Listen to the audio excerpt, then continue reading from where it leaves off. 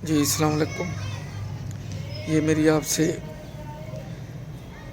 480th episode میں ملاقات ہے۔ امید ہے آپ خیریت سے ہوں گے۔ اس ایپیسوڈ میں جو کرنٹ سچویشن ہے سیاسی اور دونوں طرف سے ایوان کے اقتداروں سے اور اپوزیشن سے لفظی گولہ باری کا سلسلہ جاری ہے، اور افسوس کے ساتھ کہنا پڑتا ہے کہ ہم جو سرخ لائن ہے اسے بھی جذبات میں عبور کر رہے ہیں، صرف شخصیتوں کے لیے۔ شخصیتیں آنی جانی ہے، اس ملک نے الحمدللہ ہمیشہ قائم دائم رہنا ہے۔ یہاں پہ ایک چھوٹا سا مشورہ ہے، میرا چینل میرا لے چند ایک لوگ ہی دیکھتے ہیں، شاید زیادہ بھی دیکھیں ایک وقت آئے، کیونکہ ہمارے یہاں رواج ہے کہ ہمارے ٹی وی چینل پہ ٹاک شوز پہ وہی 15-20 سال سے وہی چہرے بار بار، کوئی بھی موضوع ہو انہیں کو بلا لیا جاتا ہے، تمغے بھی انہیں دیے جاتے ہیں، ٹاک شو میں بھی انہیں بلایا جاتا ہے، کسی نئے کو آگے نہیں آنے دیا جاتا۔ یہ حال ہر شعبے میں ہے، کھیل سے لے کے گلوکاری سے لے کے میوزک سے لے کے سب کا پشت در پشت اس پہ قبضہ ہے۔ کرکٹ کو لے لیں، ہاکی کو لے لیں، دوسرے اداروں میں نوکریوں کو لے لیں، بس چند خاندانوں کا اس پہ قبضہ ہے، دوسرے کو کوئی اہمیت نہیں دی جاتی۔ تو میرا ایک ہی مشورہ ہے، موجودہ جو سیاسی صورتحال ملک کی چل رہی ہے، کہ سب سیاستدانوں کو مل کے GHQ جانا چاہیے، سب سیاستدانوں کو وہاں جا کے شہداء کی جو قبور ہیں، یادگاریں ہیں، ان پہ پھول چڑھانے چاہیے۔ سب سیاستدانوں کو آرمی چیف اور جو سروسز چیف ہیں ان سے جا کے ملنا چاہیے، فوٹو سیشن ہونا چاہیے، اکٹھے ان کو کھانا کھانا چاہیے، تاکہ پوری دنیا کو پیغام جائے کہ سیاست سے بالا تر ہمارے معزز ادارے ہیں، ہماری افواج ہے، اور سب سے پہلا ہمارا ملک ہے،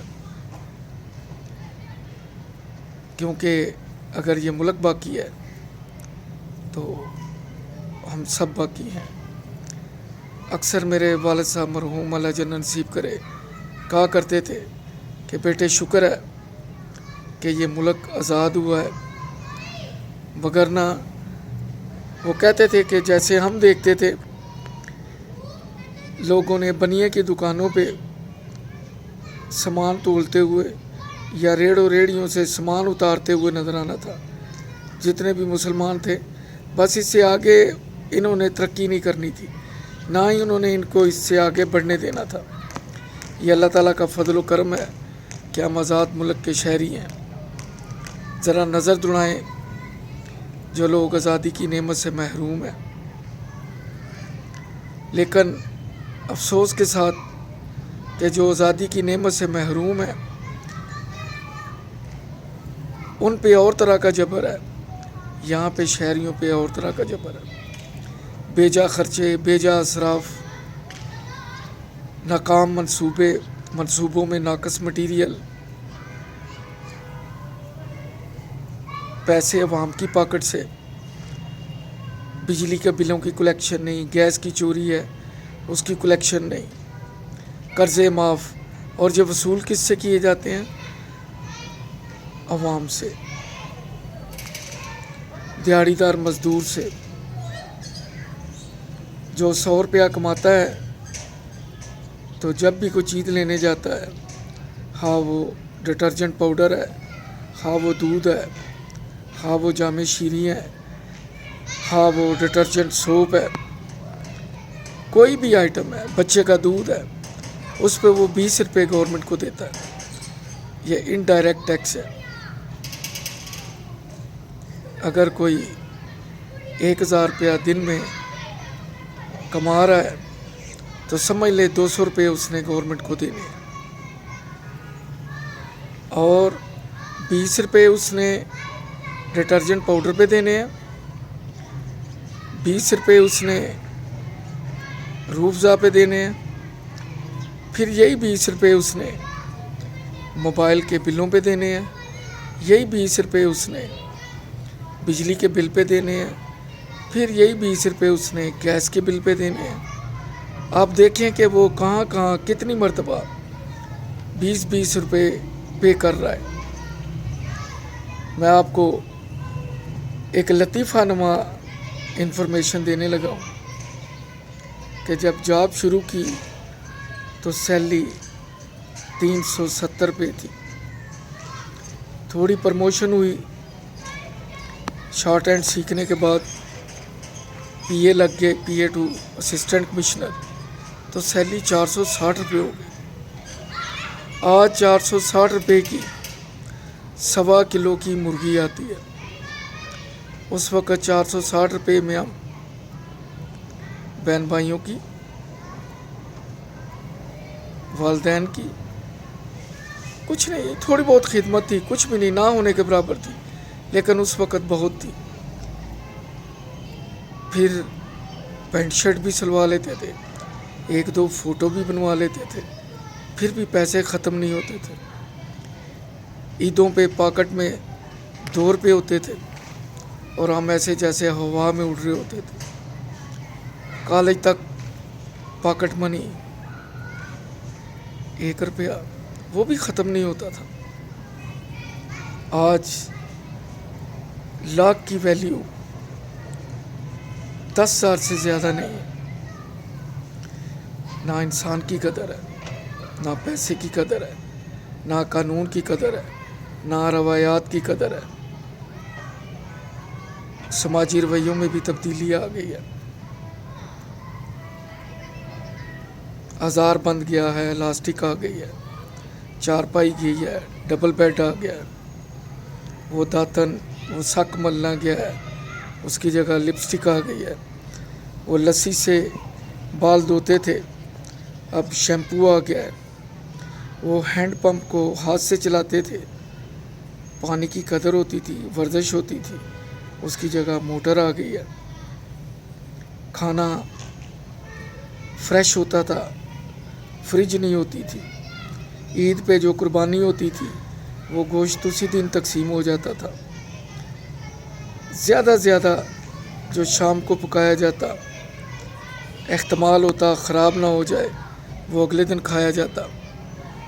अब तो ईद कुर्बान का गोश्त 1 मुहर्रम क्या 30 मुहर्रम तक भी फ्रिजों में पड़ा रहता है।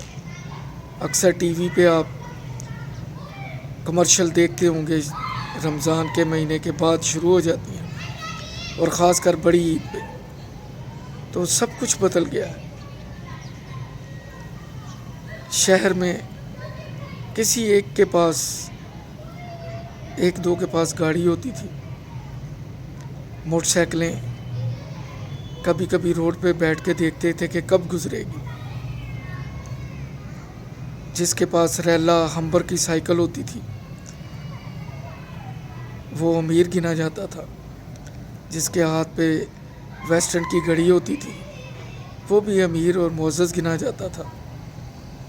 जो गाड़ी से उतरता था लोग उसे इज़्ज़त की निगाह से देखते थे, और उसका बिहेवियर भी ऐसे होता था कि वाकई वो एक अच्छा इंसान नज़र आता था। लोग हज पे जाते थे, सफ़ीना आबद, सफ़ीना हजाज कराची से चला करता था। तो जब स्टेशन पे लोग, चले सियालकोट की बात करता हूँ, मेरी दादी मरहूमा जब गई हज पे तो मुझे याद है कि जब हम उन्हें रेलवे स्टेशन पे छोड़ने गए तो सड़क पे तिल धरने को जगह नहीं थी। मोहल्ले के इतने लोग उन्हें अलविदा करने के लिए रेलवे स्टेशन पहुँचे, और रेलवे स्टेशन पे जमे गफ़ीर था। और ऐसे ही तब हुआ जब वो हज से वापस आए और हम उन्हें लेने गए। अब तो हमारे हमसाए से भी कोई हज और उम्रा करके भी आ जाए तो कानो कान खबर नहीं होती। फिर अगर किसी के बच्चे को बुखार हो जाता नज़र लग जाती, छोटी मोटी कोई बीमारी, तो मुझे याद है कि कहा जाता कि इसे हाजन साहबा या हाजी साहब के पास ले जाएं, उनसे दम करवा लाएं। और वाकई वो दम करते थे और बच्चे सेहत याब हो जाते थे। आज शायद दुआओं में असर नहीं रहा, आज दुआओं की जगह वफाओं ने ले लिया और मोहब्बतों की जगह दौलत आ गई है। अब पहचान पैसा है, म्यार पैसा है, म्यार कॉलोनी में अच्छा घर है, ये नहीं पता उसमें रहने वाले कौन है।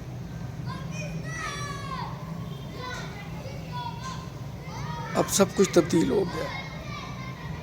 माजरत, मेरा कोई जुमला आपको बुरा लगा, इजाज़त चाहूँगा।